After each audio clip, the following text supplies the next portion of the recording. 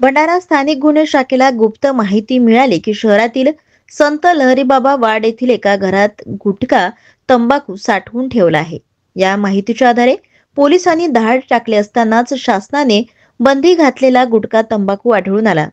सर्व माल जप्त करण्यात आले असून एकूण 1,60,000 रुपयांचा माल जप्त करत 4 आरोपींना देखील अटक करण्यात आली आहे।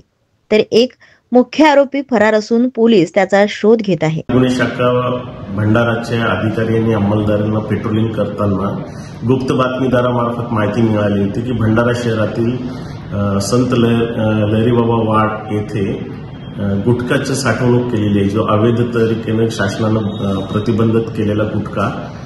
तर त्या अनुषंगाने तिथं स्थानिक गुन्हे शाखेचे पीआय चिंचोरकर साहेब आणि त्यांच्या टीमनं रेड कारवाई केली। त्यामध्ये त्यांना जवळपास शासनाने प्रतिबंधित केलेला 1,60,000 रुपयाचा विविध प्रकारचा गुटखा तंबाखू मिळून आलेला आहे।